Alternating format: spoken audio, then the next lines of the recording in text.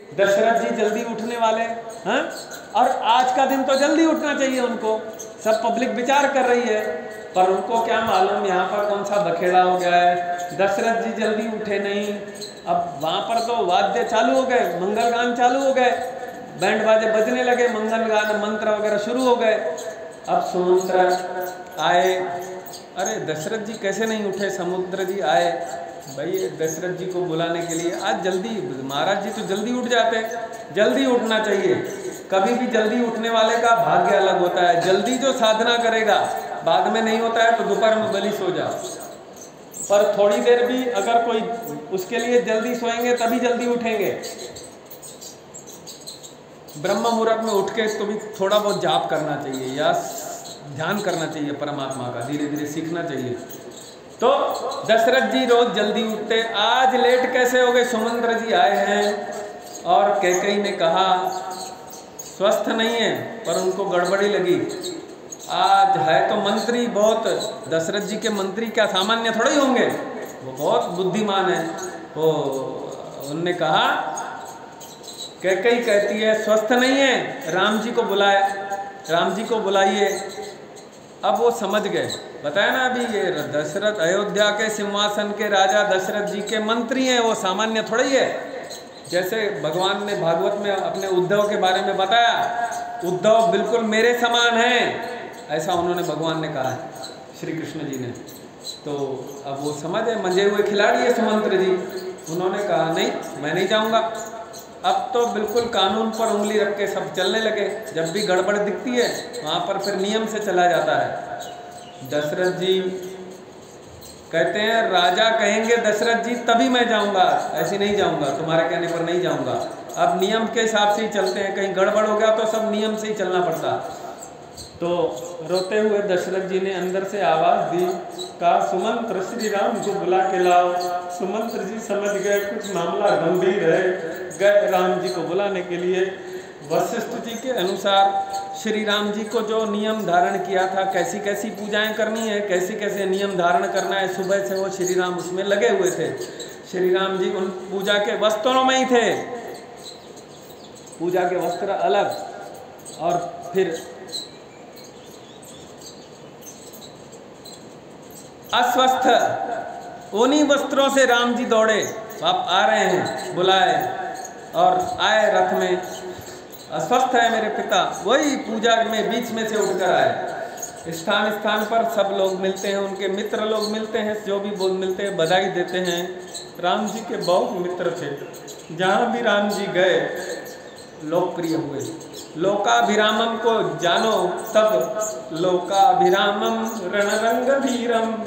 जहाँ पर देखो, आगे हम देखेंगे इन वनवासियों को राम जी ने कुछ नहीं दिया, उनके पास क्या था, चले थे अपने लाल वस्त्र पहन के। हाँ, केवट को भी अंगूठी देनी थी तो सीता जी से मंग कर दिया, उधारी तो फिलहाल तो इस प्रकार का था। पर राम जी ने सबसे प्रेम से बात किया, उनसे प्रेम से व्यवहार किया, जिससे भी मिलते थे उसको अपना बना लेते थे। तभी लोकाभिरामम, सब लोगों को मेरे ही मेरे लगते, ऐसे है राम जी। लोकाभिरामम रणरंग धीरम, एक शब्द में पूरी राम कथा समझ में आती है।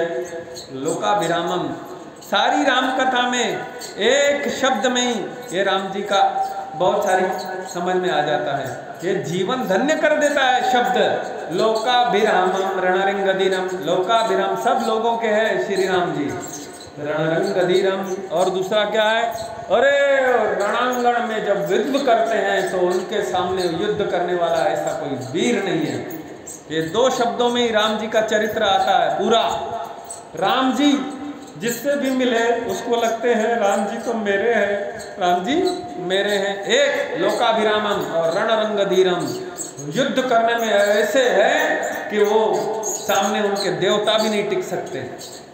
बाद में उन्होंने कहा, हनुमान चालीसा में आपने पढ़ा होगा, सख में जग में सखा निशाचर जेते, सुंदरकांड में लक्ष्मण हनई निमिष में तेते। हमारा लक्ष्मण ही जगत में जितने भी राक्षस हैं उनको मार सकता है। तो समरांगण में बहुत कठोर है, पर लोक व्यवहार में अत्यंत मृदु है, परिणाम सबको अपने अपने केवल मेरे लगते हैं। राम जी का व्यवहार ऐसा है, सबको अपने अपने मेरे ही लगते हैं। राम हमारे प्यारे राम, राम हमारे प्यारे राम, राम हमारे प्यारे राम, राम हमारे प्यारे राम। प्रभु रामचंद्र जी ने प्रवेश किया, वहां देखा दशरथ जी पलंग के नीचे गिरे हुए हैं। पिताजी बात क्या हुई?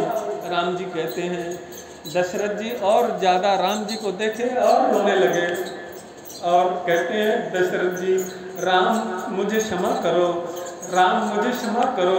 राम जी कुछ समझे ही नहीं। तो कैकेयी ने कहा अरे रात्रि में मैंने 2 इनसे पुराने वर मांग लिए तो इनकी ऐसी हालत बिगड़ गई। अब देखो राम जी क्या कहते हैं। राम जी प्रणाम किए कैकेयी माँ को और क्या कहा, आपने क्या मांगा हे माँ मुझे मालूम नहीं, पर इन महान पिता का मैं पुत्र, मुझसे अगर संबंध है उन वरों का तो मैं उनको सुनने के पहले उन वरों को मान्य करता हूँ, मैं तुमको देता हूँ। देखो कैसे है राम। तो कैकेयी ने कहा भरत जी को राजगद्दी मिलनी चाहिए। अरे राम जी ने इसको इतना पॉजिटिव लिया, वो तो मेरे मन की बात है, भरत से कितना प्रेम है। तो जन्म साथ में हुआ, चारों भाई साथ में पढ़ाई, अरे विवाह भी सबका साथ में नहीं होता, हमारा विवाह भी साथ में हुआ, तो एक अकेले मुझे क्यों?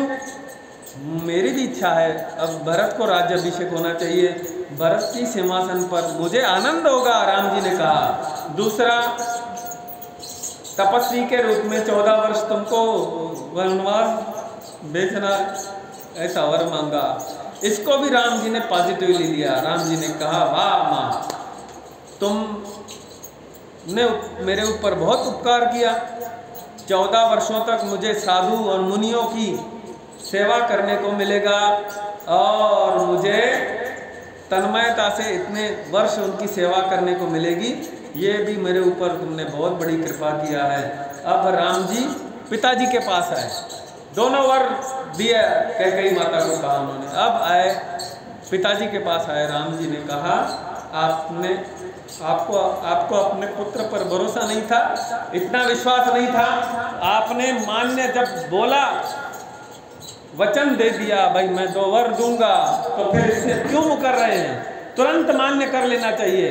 दशरथ जी ने कहा नहीं, मुझे अभी भी यह